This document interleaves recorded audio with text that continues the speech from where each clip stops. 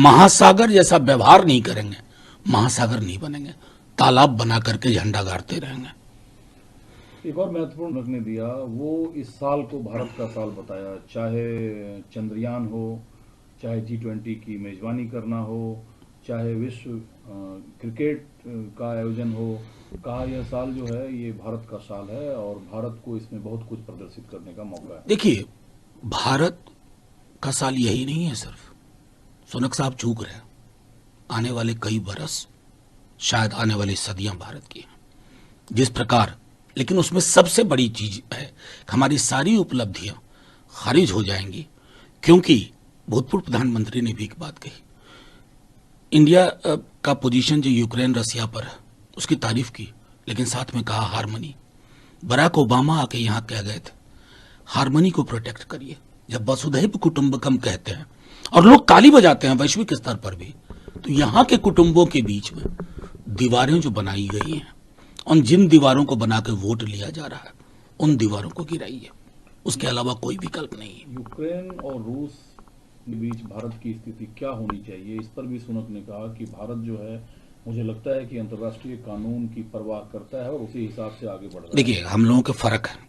आज G20 चल रहा है, मैं इससे ज्यादा नहीं कहूंगा कि यूरोप के कई देश, इवन इधर आइए तो जापान का अलग विचार है, लेकिन हिंदुस्तान ऐतिहासिकता में सोचता है। हम इस बात को इनकार नहीं कर सकते कि रूस के साथ हमारी one of the longest standing friendship रही है।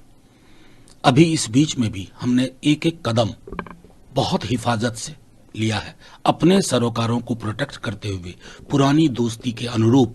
लेकिन हमने कभी भी ये नहीं कहा कि यूक्रेन में जो हो रहा है उसके पक्ष में, मानवाधिकार का जो उल्लंघन हो रहा है उसके हम पक्ष में नहीं है। तो ये नीट बैलेंस हम कर पाए हैं। ये सरकार नहीं होती, कोई दूसरी भी सरकार होती तो ऐसा ही करती।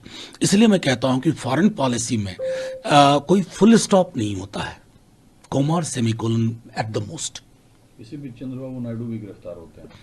देखिए, चंद्रबाबू नायडू की गिरफ्तारी से मुझे एक चीज तो स्पष्ट हो गया, ये जो राजनीतिक प्रतिद्वंदियों को जेल के सलाख के पीछे रखने की गौरवशाली परंपरा मोदी जी और अमित शाह जी ने शुरू की है, उसमें नए चेले चपाटे भी शामिल होते जा रहे हैं।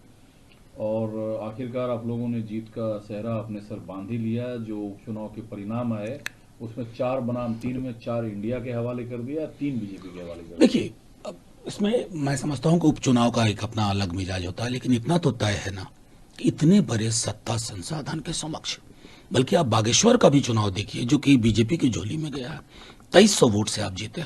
पूरी सरकार लगा दी गई थी, घोसी में आपने वही किया, पूरी सरकार झोंक दी थी, मुख्यमंत्री वगैरह वगैरह सब। लेकिन इस उपचुनाव तो ये साबित किया ना, इंडिया भी है इसमें, भारत भी है। भारत जुड़ेगा, इंडिया जीतेगा। और मैंने तो ये भी सुना है कि कालिदास मार्ग पर एक व्यक्ति विशेष रहते हैं, उनको घोसी के परिणाम से कोई खास दुख नहीं हुआ।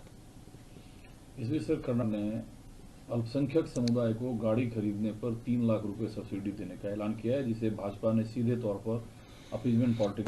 पहले पूरी वो प्रारूप उसका देख लीजिए। बीजेपी बगैर प्रारूप देखे वो सोचती है कि यही, अभी देखिए प्रधानमंत्री जी G20 कर रहे हैं, मतलब शर्म आनी चाहिए भाजपा के लोगों को। मैसेज क्या दे रहे हैं? वसुधैव कुटुंबकम। और उनके चेले चपाटी क्या कर रहे हैं बीजेपी के? इस तरह की चीजें पोलराइज करने के पूरा प्रारूप देखिए और तब बात करिए। अरे ये आप लोगों ने तो क्या क्या नहीं किया। बजरंग दल को बजरंग बली के बराबर कर दिया था कर्नाटका में। जनता समझदार है। लेकिन एक तरफ इसे इंडिया का जीत बताते हैं, दूसरी तरफ आम आदमी पार्टी ने मध्य प्रदेश में 10 और छत्तीसगढ़ के लिए भी उम्मीदवारों की घोषणा कर दी। कोई नहीं, अब देखते रहिए ना, ये सब चीजें होंगी। अगर हम सब अलग अलग ना होते तो क्या एक प्लेटफॉर्म बनाने की कोशिश होती या एक दल बनाने की कोशिश होती? हमने प्लेटफॉर्म क्यों बनाया? एक दल नहीं बन सकते ना। तो ये थोड़ी छोटी मोटी विभिन्नताएं रहेंगी, लेकिन इसी से रास्ता निकलेगा, इसी से विकल्प उभरेगा।